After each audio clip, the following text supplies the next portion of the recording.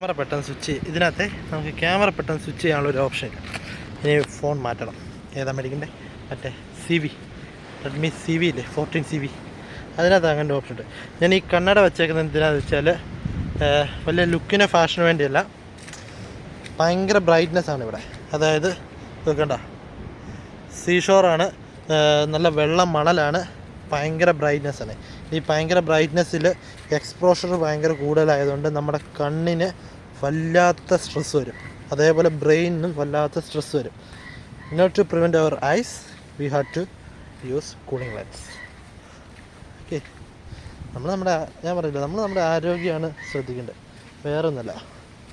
And ഇപ്പോൾ ഇവിടെ നോക്കി, നമ്മുടെ നാട്ടിലെ പോലെ തന്നെ വാഴ, തെങ്ങ് എല്ലാം ഉണ്ട്.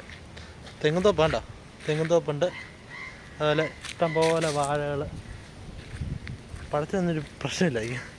ആക്ച്വലി ഞാനിപ്പോൾ എങ്ങോട്ടാണ് പോകുന്നത് എനിക്കൊരു ബോധമില്ല. ഞാൻ ചുമ്മാ അങ്ങോട്ട് നടക്കും. അവിടെ മൊത്തം കാടും പോലെയാണ് ഇരിക്കുന്നത്.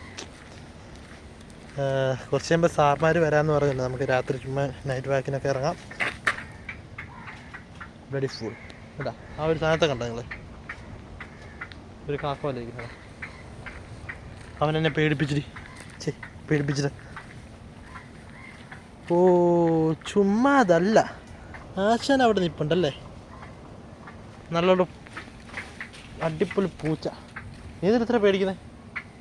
ഉണ്ടാ സ്ഥലത്തെ കണ്ടോ, കാണാൻ പറ്റുന്നുണ്ടോ? സൂം ചെയ്യാൻ പറ്റുന്ന ആ പോയി. അത് നല്ലൊരു പൂച്ച ഉണ്ടായിരുന്നേ.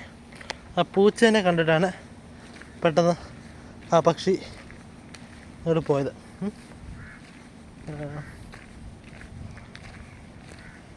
ഇപ്പോൾ എവിടെ എത്തി? ഞാൻ അങ്ങോട്ട് പോകണം. അങ്ങോട്ട് പോയിട്ട് അങ്ങോട്ടോ, കാരണം ഈ കാട്ടിലൂടെ അധികം പോകുന്നത് എനിക്ക് വല്ലാത്ര സേഫ്നെസ് തോന്നുന്നില്ല. ഒരു സൈക്കിൾ ഉണ്ടെങ്കിൽ നല്ലതായിരുന്നു ചുമ്മാ എക്സ്പ്ലോർ ചെയ്യാനായിട്ട്. Unfortunately I don't have anything. Skates ഉണ്ട് എൻ്റെ കയ്യിൽ. സ്കേറ്റ്സ് ഞാൻ കൊണ്ടുവന്നിട്ടുണ്ട്. ഞാൻ വലിയ രീതിയിൽ റിക്രിയേഷൻ സമയം, ലേഷർ ടൈമിൽ ഒരു റിക്രിയേഷൻ ആയിക്കോട്ടെ എന്ന് വിചാരിച്ചിട്ട് ഞാൻ സ്കേറ്റ്സ് കൊണ്ടുവന്നിട്ടുണ്ട്.